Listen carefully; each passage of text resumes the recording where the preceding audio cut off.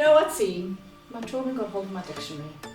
They ripped out the last few pages. And then, as if that wasn't bad enough, the puppies chewed the first few pages. Now it just goes from bad to worse. We all have to choose a B word for the word of the day. So the B word for today is breakthrough, which means to have a sudden, important, dramatic development or discovery. Used in a sentence, it sounds something like this. Tea with Lulu and Zee resulted in tremendous breakthrough for the teachers. In case you missed our first Tea with Lulu and Zee, this is Lulu, who is an amazing woman, mother, wife, psychologist, friend, and colleague. She is passionate about all that she touches in life. She radiates energy and love in every area. Thank you, Zee. And this is Zee, because we realize it's not enough just to focus on the mind and emotions. So Zee is a massage therapist, a facilitator, a radio guest, a mom, and just generally an incredible woman who inspires wherever she goes and has a great passion for seeing the younger generation succeed and be ready for the world of work. So grab some tea and join Lulu and Zee for the next adventure. We have teamed up with Chuckles and Chats to honour, exhibit and inspire, to honour South Africans everywhere who are making a difference in the lives of others, to create awareness of services and products in South Africa, and to inspire people everywhere to do more and be more. In short, to put the sunny and the funny back in SA. So our topic for today is team building. Now I don't know about you, Zee, but I love being part of a team. Ditto. Would that be 2 T's or 1 T? 2 T's. A good team can be likened to a stationery pack. We need that people's person, the glue that keeps the team together, the one that takes care of the relationships. Glue can be pretty important, you're quite right. Without the glue on a team, one could get into some rather sticky situations. Absolutely. One also needs, in line with that, a ruler. Because a team that is without a leader, Zee, can really flounder and feel directionless. And yes, we need that person that helps us draw the line, or at least knows where to draw the line. But we also need the sharpener. The person, thank you, that keeps us on point and at least equips us for the job on hand. But you know, Lulu, that people who are blunt can be very problematic. That is why a sharpener is so important. I get your point. Very, very important. In addition, what we need is an eraser. Someone who can help us not to focus too much on the problems of the past, but to look towards the future with a positive attitude. Absolutely, and ensures that we don't rub each other up the wrong way. But most importantly, we need the highlighter. Thank you, Lulu. The person that brightens up the day, and every month, and every year. The person that always focuses on the positive. Yes, Lulu, that is exactly what we need. 100%. A highlighter.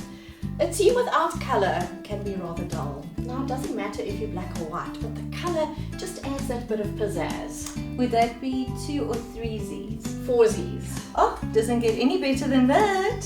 Last time, we introduced you to some phenomenal teachers from Astra Primary School, and it was delightful just to hear their feedback. Today, we are going to Motherwell in Port Elizabeth. Now, we have no idea where Motherwell gets its name, but we think it might be because the mothers are well and the fathers are not. Well, Zee, quite frankly, I think it would be altogether more politically correct to just call it Parentwell. Well, it's a relatively interesting place. We all know the old cliche of team stands for together, everyone achieves more. So now you probably know what our topic is for today. It is building a strong, solid team. Amen to that. But I know some of you are thinking, enough already. Some of you have experienced together everyone argues more. Some of us have got what we call a more individualistic approach. What does that mean, Lulu? Well, what it means is that some people have had rather bad experiences of working in teams, and so they would just rather do the thing themselves because they can do it properly and the way that they want to do it. But stop and think about this for a minute. If you're part of a family, then you're part of a team. If you're on staff with colleagues, you're part of a team at school. Some of us, in terms of our hobbies and our cultural and sporting activities, are also part of teams there. Zee, if we are to function well on teams, we ought to know how well-functioning teams function. Phew, one too many F words in that sentence, but you know what I mean. Absolutely. I believe it's imperative that all teachers everywhere have a very good understanding of what it takes and how one needs to be in order for a team to function optimally. That is so true, Lulu. It's undoubtedly very important for all teachers everywhere to have a really good understanding of how a well-functioning team should function. So today we're going to head off to Douglas and Borpa to talk with some of the teachers there. Lovely. I can't wait. Let's go. So here we are at Douglas and Borpa High School, where we really hope to find some adoring fans. Instead, we found interesting clones. Ciao. Jola. Welcome, Ntandos. This is Ntandos, a teacher at Douglas and Borpa. Ntandos, tell us a bit more about your role here at Douglas and Borpa. I'm a life orientation teacher, grade 12 life orientation teacher, as well as an head of department of the social sciences department, as well as I'm a coordinator of the GM programs, that is the peace promoting programs. I'm coordinating all those programs. Tell me how the school has benefited from Building Peaceful Classrooms program. We benefited a lot from those programs because there are various activities that we took, that we got from the training from GM Foundation. For instance, it brought us together as a team here at the school. So we are able to have good communication skills. We work, very well together as a team, to bring our school forward. And there's activities that we took that as a school that we practice each and every day.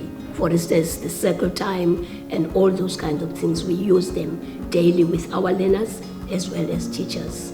So there's a lot that we benefited from the Building Peaceful Classrooms for the betterment of the school and the progress here at school. What do you think happens when a school is intentional about building a solid team amongst its staff? The oneness at school, the unity, because it means you have a common goal as the staff. You have a common goal, you have a common vision, and it means now together as a team, if we are able to work as a solid team, we are able to take your school forward. And you find that that team, it will never break, and the school will be able to achieve whatever it wants to achieve. Even learners, because learners, they can easily pick it up if the staff is not working as a team. So now it means even the disciplinary problems, they are just not there because they see us as a unit, as people who have common goals, people who have a common vision, and who want to take our school forward. So the teamwork really works wonders for us in that way. Thank you, Ntandos, for your precious time. Lulu will be introducing a few more teachers very shortly. It's a great privilege for me to be here at Douglas and Borpa High School today and to be with these stunning ladies. Thank you for joining me. We've got Tux, we've got Cindy, we've got Norma Liesel. And ladies, what I'd love to hear from you is some of the memorable moments, some of the highlights of team building that you've had as a staff. What comes to my mind presently is that activity whereby we had to share our fears in life. Because people came up with very strange ideas of things that they are fearful of, things that you would not even think about that someone can have a fear on. And that has helped us a lot because it made us to understand each other and take things seriously. Because sometimes when someone says, this brings fears to me, you sometimes make a joke of it. But when we sat in that circle and we shared what we are fearful of, it made us really to get through into each and every one of us and let us understand each and every one of us more than we did before. The circle time that we had, for instance, here in the school we have two groups of teachers. We've got the old teachers and the new ones that have just come, and even the teachers that have come for practice teaching. What we have realized is that because of the circle time that we normally use in order for us to engage with each other and share our views and things like that, we have found that the other teachers, the younger ones, have found it so easy to come to us and ask for advices, and even they've participated in many projects where they have now led them. So that has impacted in the teachers as well. Wonderful, that's great input, ladies. And now what I'd like to hear quite specifically, the Building Peaceful Classrooms program. How did that impact the staff? The BPC program has had a great impact, a positive one, and it has really brought about a great change in our staff, both in the staff and with the learners. And two, I think I should mention the parents, because it has also helped us in the way we deal with the parents. Finally, ladies, what I'd love to hear, the learners. When the staff are united and there's just a lovely spirit amongst the staff, how does it impact on the learners in the classroom? There are two teachers that shared how they used the circle time in their classes. And they came back saying, hey, I'm so glad that I used this activity in my class, because my learners have now opened up and the learners have told their teachers things that the teachers did not know about them. I just want to conclude by saying a huge thank you to all of you ladies, and I just want to affirm you by saying that I feel incredibly proud to know you. I think you're doing a phenomenal job. I love what you're saying about your passion for the learners. I love what you're saying about getting to their hearts and making them believe in themselves, which is so very, very important, because they are the next generation leaders. So thank you for the work that you do. God richly bless you, and keep on keeping on. Gary Chapman and Paul White teamed up to write the book, The 5 Languages of Appreciation. It's very similar to the 5 love languages, but this is applicable in the work context. So, let's have a rundown of the 5 languages of appreciation. The first, words of affirmation. For example, giving someone a nice compliment. Secondly, acts of service. How about doing the marking for someone? Quality time. Having coffee with a colleague in the staff room, or even better, having tea with Lulu and Zee. Physical touch. Careful now, that's just hugs and handshakes. And last but not least, receiving of gifts. Some people absolutely love receiving a nice gift. It doesn't have to be expensive, but something that they really like. And this is perfect to be used amongst staff at schools. So Lulu and I are throwing in a few tips on team building. Free, gratis, verniet, at no extra charge. So if you are not having a quarterly team build or a staff social event, now is the time. Remember the powerful words of Simon Sinek. Working hard for something we don't care about is called stress. Working hard for something we love is called passion.